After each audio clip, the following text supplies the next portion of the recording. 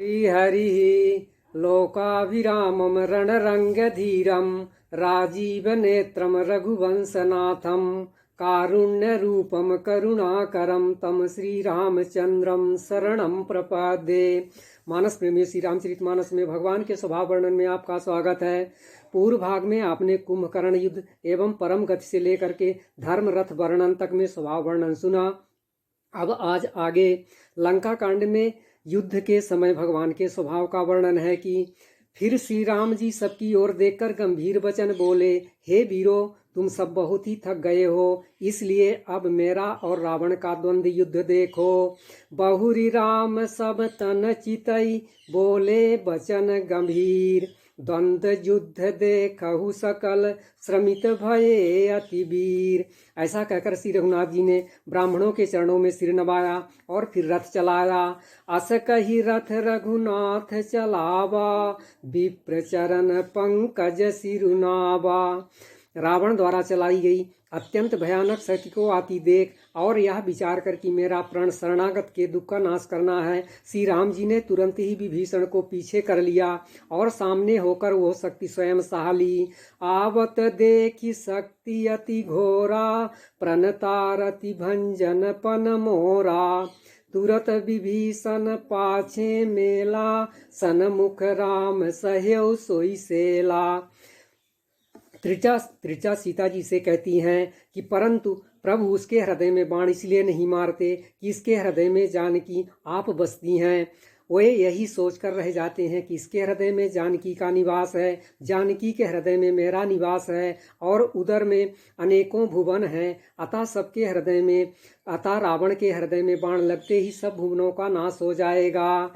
यह वचन सुनकर सीता जी के मन में अत्यंत हर्ष और विषाद हुआ। देखकर त्रिटा ने फिर कहा, हे सुंदरी, महान संदेह का त्याग कर दो। अब सुनो, शत्रु इस प्रकार मरेगा।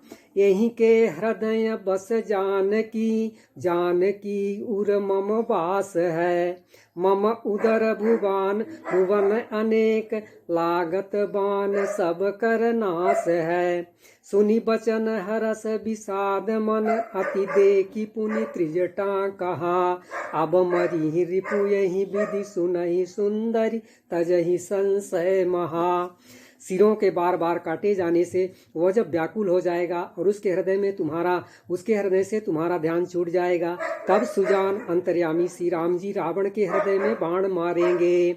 काटत सिर होई बिकल छूटी जाहि तब ध्यान, तब रावण ही हृदय महु मरि ही राम सुजान।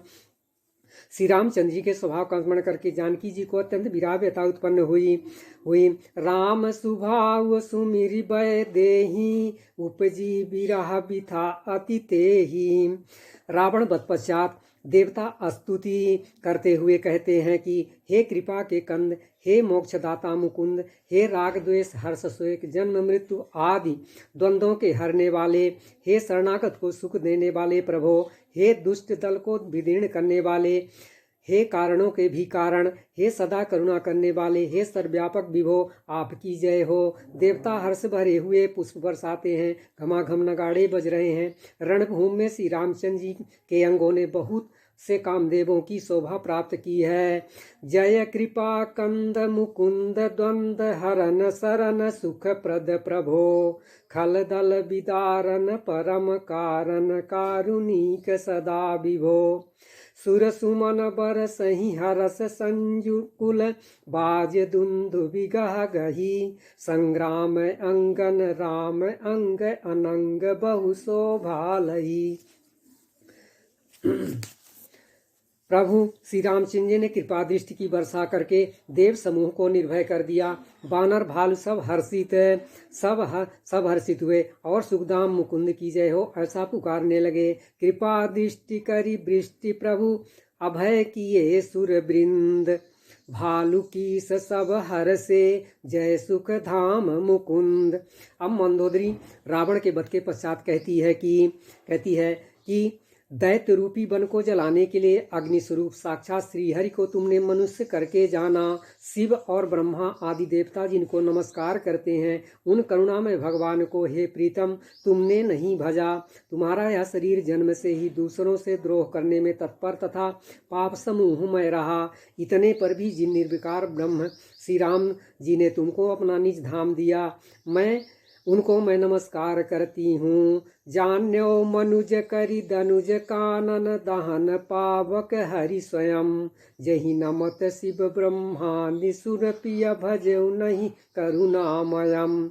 आजन्म ते पर द्रोह रत पापौघमय तब तनु अयम। तुमहु दियो निज धाम राम नमामि ब्रह्म निरामयम। आहा नाथ, श्री रघुनाथ जी के समान कृपा का समुद्र दूसरा कोई नहीं है। जिन भगवान ने तुमको गद्दी जो योगी समाज को भी दुर्लभ है। आहा नाथ रघुनाथ सम कृपा सिंधु नहीं आन। जोगी वृंद दुर्लभ गति तो ही दीन्हि भगवान। इस प्रकार से आज के वर्णन का ही विश्राम आगे का वर्णन भाग में सुनाया जाएगा। धन्यवाद।